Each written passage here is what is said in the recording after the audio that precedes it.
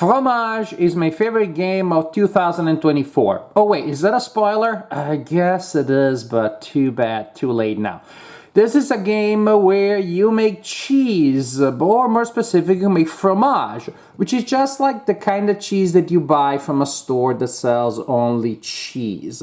So, in this game, each player will have a personal board and they will place tokens representing livestock, representing buildings, representing fruit, like so. You can also acquire contract cards that will be placed face up on this side of the board.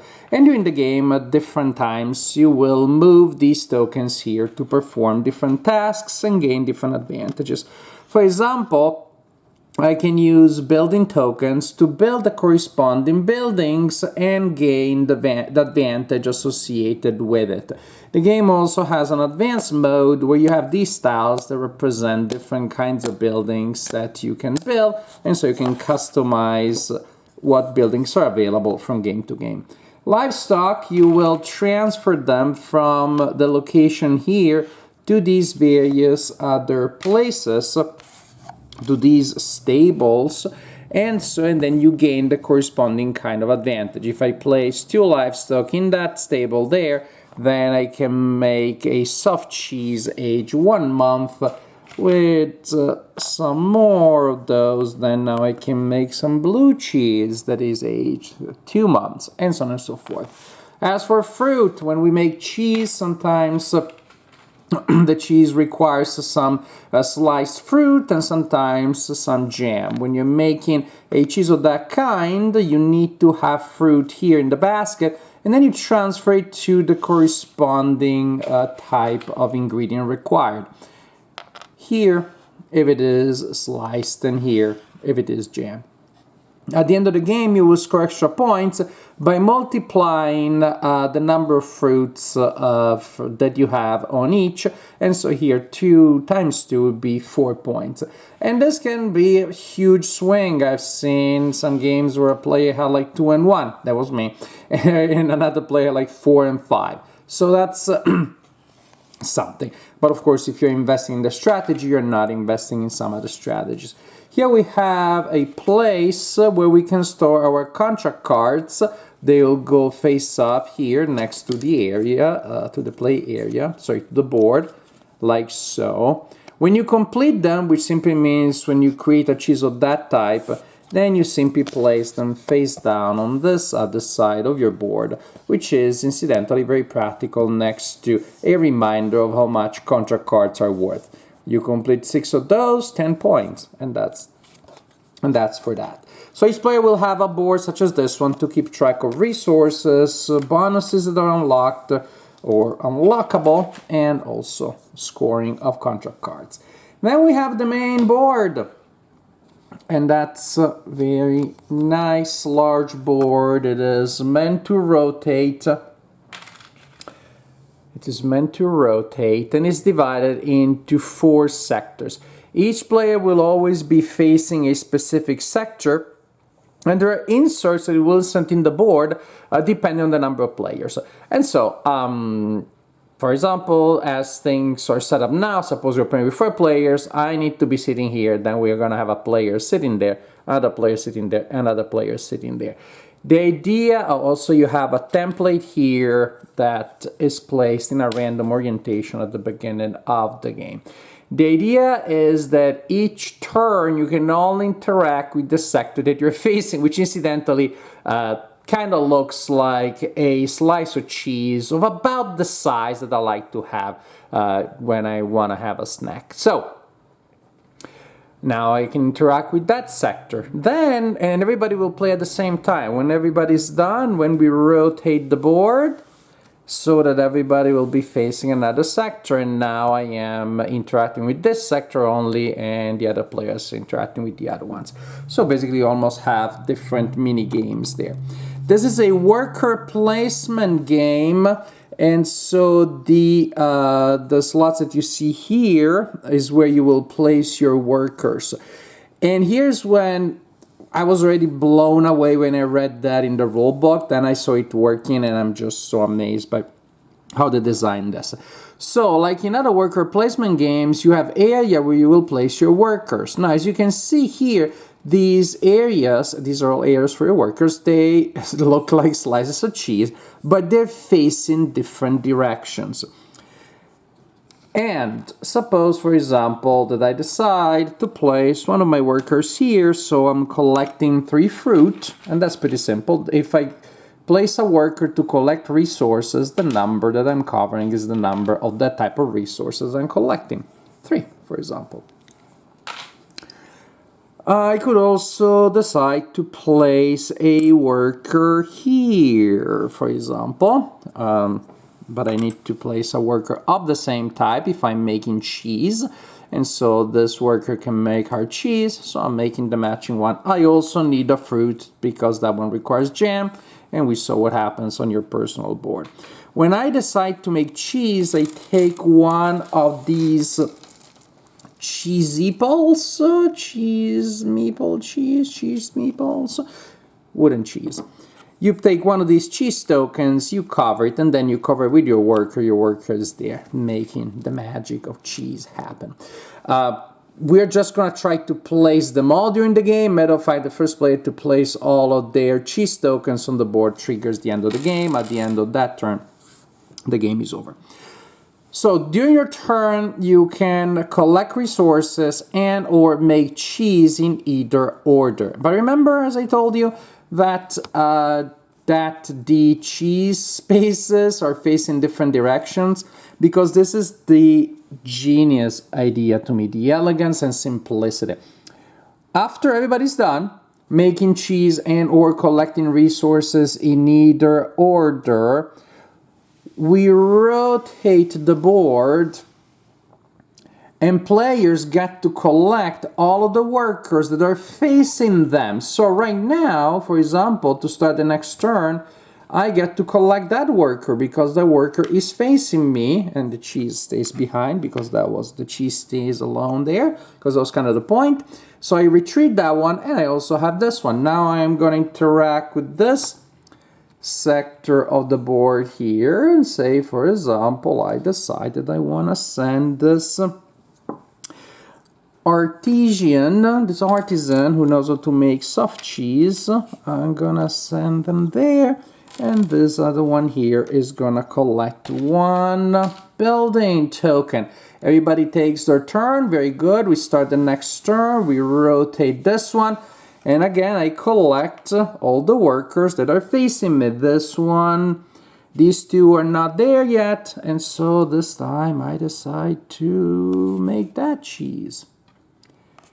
Each turn, collect the cheese and or collect resources. Everybody's done? All right. This time, I get 2 workers back because now there are 2 workers facing me.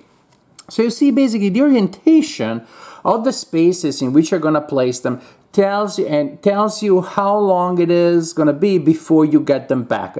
For simpler actions with also smaller yields, say 1 card or 1 livestock or 1 fruit or one building, then I'm gonna get them back the following turn. It's already facing me. The ones that take two ticks, two rotations, well, that's what it takes. So basically, the space is facing this way. You're gonna get your artisan back in 1 turn, 2 turns, 3 turns.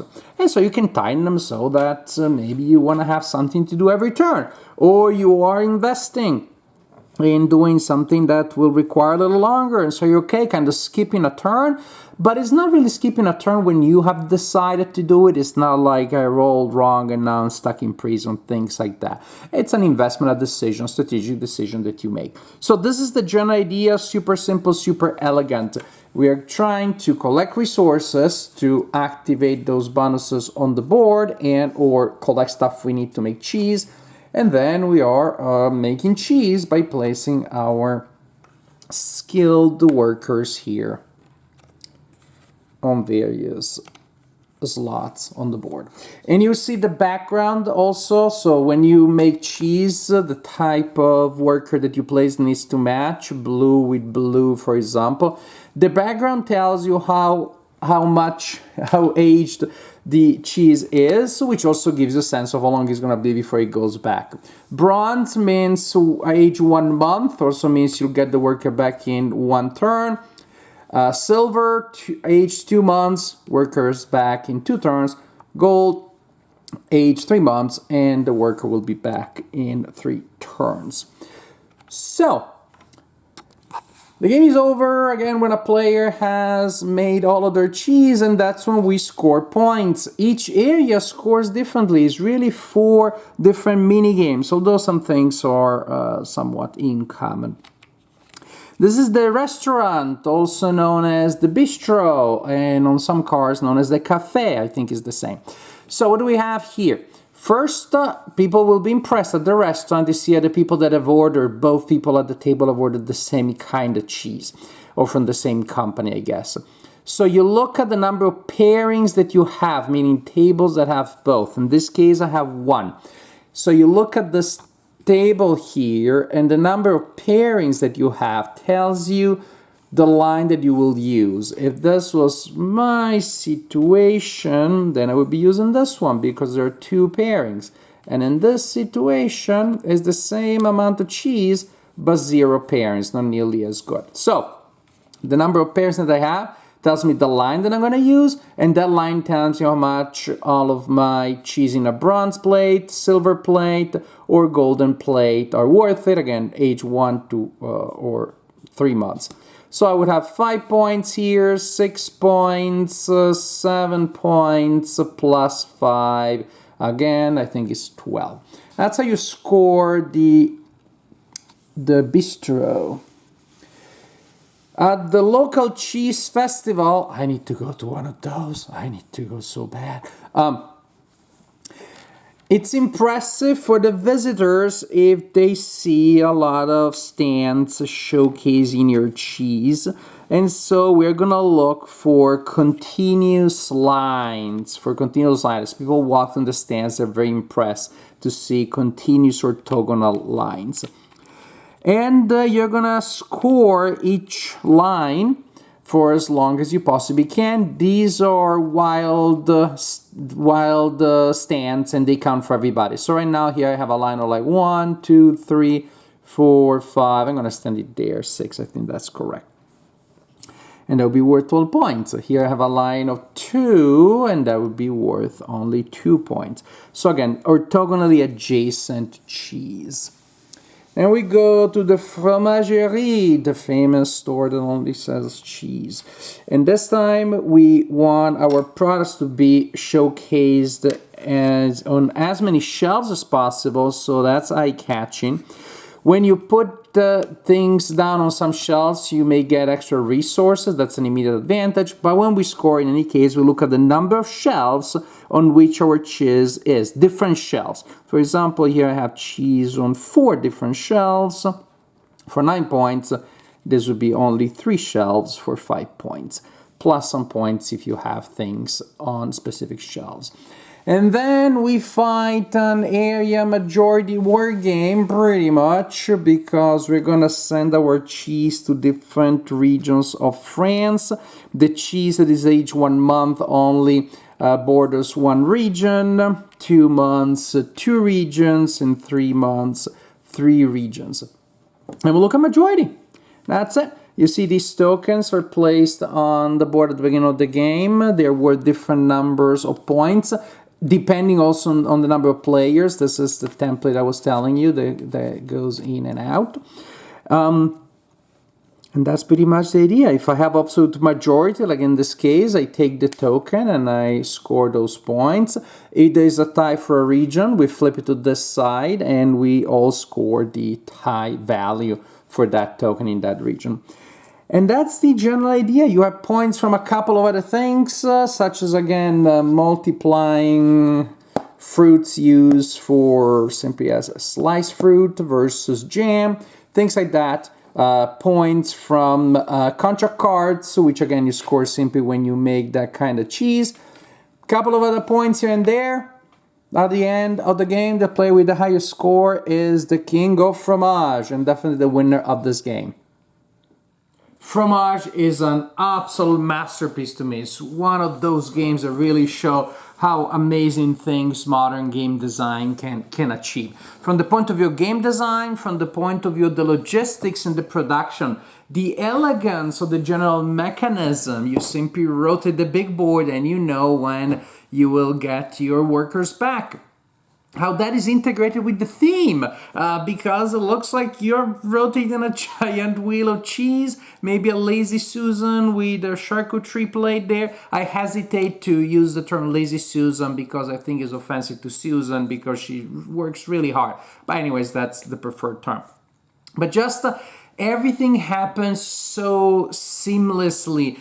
And so you can really pay attention to the choices, the decisions, the strategy, the timing of the things. Again, having something to do every turn, which is satisfying, or committing all of your workers to the board and knowing you won't see them for a while. But that is not disappointing. That doesn't feel like wasting or skipping turns because it's a function of your own strategy. The balance between the tactics and the strategy, the short-term objectives, how you interact with the mini game that you have right in front of you, and yet, of course, again, the planning of how long it's going to be before you get a certain worker back. That is just amazing. It works so well. And then, of course, after a while, you'll also start thinking of, well, you're looking at when your workers are back, and you look at not just the board that you have right now, but the one that you will have next, the section of the board. And so, well, I want to have a soft cheese worker available for next turn because there's that thing that I need to complete a certain line, a certain sequence. That is all it's also very fun. It's all very fun. And again, very effectively done. Look, there are games that feel a little bit clunky because it feels like you're getting together games, almost like separate games. The idea of having 4 mini games that are more than the sum of the parts and they all work as a large organic whole is beautiful, but it's hard to pull off. And yet they did it here. Because I really think that one mini game leads to the other. The choices of what I do in one are significant for the other. And you won't be able to do very well in all of them. In every mini game, including the collection of order cards, including fruit multiplied, slice multiplied by jam, there has a certain acceleration, there's a certain escalation. It's not linear. The more you have, the much better the payoff becomes. So trying to do pretty well everywhere is not going to do so well as opposed to really be strong in some areas. And those can change so much. We haven't found one way where investing in that area will always get you to win. And if that was the case, people know it, then it becomes not so desirable anymore. But that has not been the case from, again, collecting fruit to doing well in the general France, doing well on this board or that board. They can all be potentially good. So you do have a very strong interaction, but it's all indirect. It doesn't feel particularly backstabby because ultimately, yeah, sure, I may play some cheese here, not just because it completes a line of stands, but also because I'm trying to prevent you from doing so. But you'll figure it out later as I'm already doing something else and you have other things to worry about too. So it doesn't feel like a multiplayer solo. It feels that indeed, the France, that's a majority game, but we are playing it asynchronously. So again, it doesn't feel quite as negative as some other games of this kind can be. So what do you have here?